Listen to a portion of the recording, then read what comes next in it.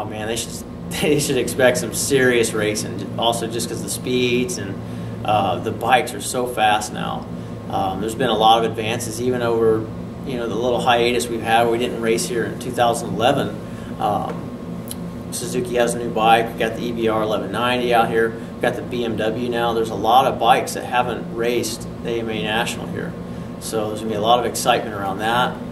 Huge crowd. I mean, it's a big event, big party, a lot of fun. Good for the whole family. It's a one of a kind event.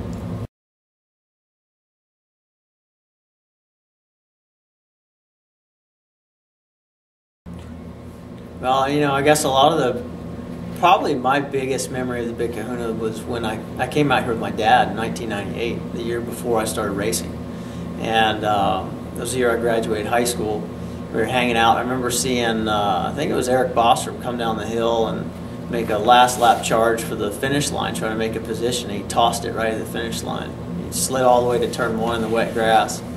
I remember seeing that, and his brother Ben Bostrom, I think Ben might have won it that year on the Ducati, and that was what really did it for me. It's like, that's what I want to do. I'm going to go race motorcycles. It's kind of the turning point for me where actually, it may sound funny, but I made the decision to go race motorcycles. Like that's going to be my career path. I was 18, and at that point my dad said, if you want to do this, then you're going to do it right, and you're going to go do a motorcycle racing school first. And so I did that, took a racing school, got my leathers, my helmet, got a race bike, and started club racing the next year in 1999. That kind of kick-started my whole career.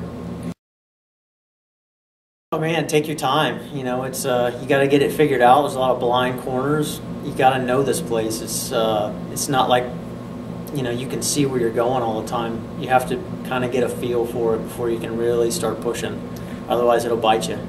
Oh. Well, for me here, I feel like this is my track, compared to other guys, This is your house. This is my house. You're coming to my house, and I'm on the new 1190 RS American-made bike, and an American-made bike has never won a superbike race before, ever. We made history back in 2010 at Barber when I led a few laps of the Barber race, and that had never been done by an American-made bike. So I'm looking to put the thing on the box for Road Atlanta, my backyard. It would mean so much to me. And trying to push the brand for Eric. It's a really cool project that I believe in it personally. I always grew up wondering why there's no American-made bikes that can compete on the level with other bikes. It's like, oh, American bikes, those are Harleys, they don't race. And it's like, well, why not? Why don't we have a hot rod version of a motorcycle that's American-made? And we finally do. So it's my job to show everybody how good it really is.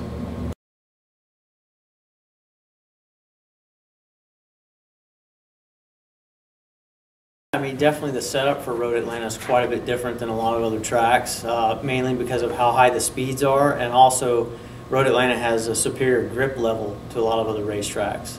And that has a big effect on the setup as far as spring rates, geometry, stuff like that, which is a good thing. You've got a lot of grip and a lot of high speed, so that for me, it builds confidence, and you can do a lot more with the motorcycle here than some other tracks that are much slipperier.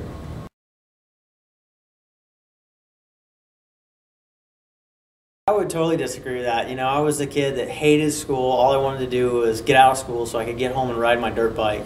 And, I hated math. I hated anything and everything that had to do with school. And then I find myself going, you know what, Dad, I want to race motorcycles so I didn't have to go to school. So I didn't have to go to college like all my buddies.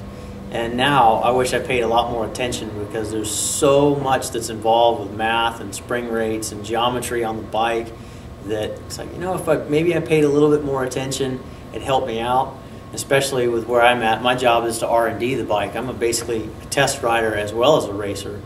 And it's like, you really need that solid foundation of math. I'm finding myself using it all the time now. Absolutely, totally. When it comes to, there's so much technology involved in motorcycles now. It's not just something you just get on and ride. You're talking, Newton meters, millimeters, inches, foot pounds, all kinds of different measurements of math that you need to be able to work on the bike and to tune the bike to make it faster. There's been big advancements in tire technology. There's a lot more grip, which creates a lot more force on the chassis, and then the motorcycles have gotten a lot faster as well as far as the engines. They're putting out maybe about 30 more horsepower now, so that's quite a bit more power to put to the ground. And then also the frames. You're basically you can take a bone stock motorcycle now, and it could go out, if you had a time machine and took it back to like a GP race or an AMA Superbike race, you'd destroy the field with one right off the showroom floor with mirrors and lights and a horn on pump gas with stock exhaust. And that's how far they've come in 10 years. Wow.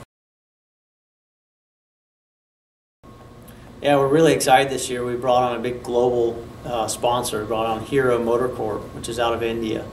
And they've basically given us the funding to enable me to have a teammate this year. We brought on Danny Eslick, who's a defending Daytona Sport Bike champion. And they're going to be the largest motorcycle manufacturer in the world, which is, it's kind of odd because a lot of people don't know who they are. Like, who's Hero? Everybody always asks, who's Hero? I said, well, they're the largest motorcycle manufacturer in the world. But nobody's heard of them because they're restricted to India and their motorcycle sales, and now they're going global. And it's really cool that they've chosen America to expand, and also AMA Superbike racing as their marketing tool to expand their brand and get the word out. So it's good that they see the value in AMA racing.